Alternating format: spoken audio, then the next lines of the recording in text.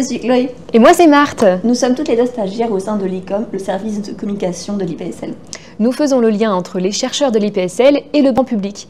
Notre but, valoriser la recherche au sein de l'IPSL à travers différents formats, podcasts, vidéos, jeux, etc.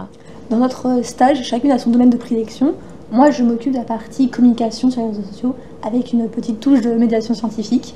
Et moi, je m'occupe de la partie audiovisuelle. Je vais interviewer des chercheurs et je vais ensuite en faire des podcasts. Donc, il existe le podcast IPSL News et Climat, une question 2 que vous pouvez retrouver sur le site de l'IPSL et sur les plateformes d'écoute Spotify et Deezer. D'ailleurs, comment trouves-tu tes thématiques pour tes podcasts ?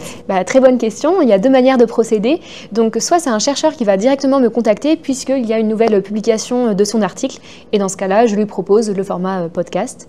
Ou alors, il y a une actualité scientifique que je trouve assez intéressante à partager et dont il faut en fait une expertise scientifique pour expliquer cette actualité. Et dans ce cas-là, je vais moi-même contacter un chercheur.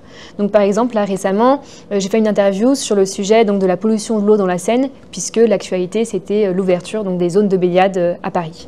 Après, ton stage ne se résume pas justement qu'à faire des podcasts, tu fais aussi des vidéos ? Oui, exactement. En fait, pour chaque interview, je filme l'interview et ces vidéos vont ensuite se retrouver sur Instagram et LinkedIn. Cela permet d'augmenter le public et donc de valoriser aussi les podcasts pour inciter les gens à les écouter.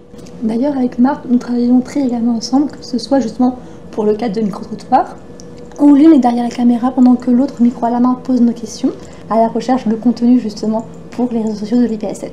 Oui, et parfois je me retrouve cobaye aussi de tes expériences. Est-ce que tu peux nous en dire plus ? C'est parce que je travaille justement sur une activité de médiation scientifique dans le cadre de la fête de la science.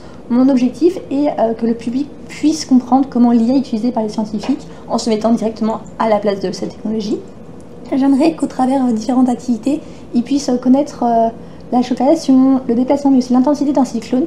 Parce qu'en fait, ce sont des informations justement que les scientifiques récupèrent de l'IA. Mais j'ai décidé que ce jour-là, cette technologie aurait un petit problème technique et ce sera au public de s'en charger. Très bonne idée. Et tu fais aussi actuellement une exposition pour un musée, si j'ai bien compris. Ma tutrice, Lucie, qui est à l'origine de ce projet, quand je suis arrivée, tout était déjà prêt, que ce soit la scénographie, les concepts, etc.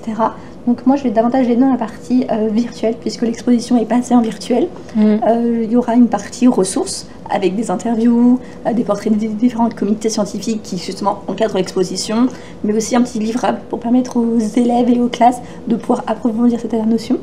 Et puisqu'elle est passée justement virtuelle, la partie 3D, on a tenu à ce que justement elle soit la plus réaliste possible, de sorte à ce que l'on croit qu'on soit dans un musée en train d'écouter un podcast ou alors de regarder un tableau, de lire un cartel, etc. Super, j'ai hâte que ça soit terminé. Okay. Eh bien, merci à tous de nous avoir écoutés. N'hésitez pas à vous abonner aux différents réseaux sociaux, LinkedIn, Instagram. Et voilà, il y a tout dans la description de la vidéo.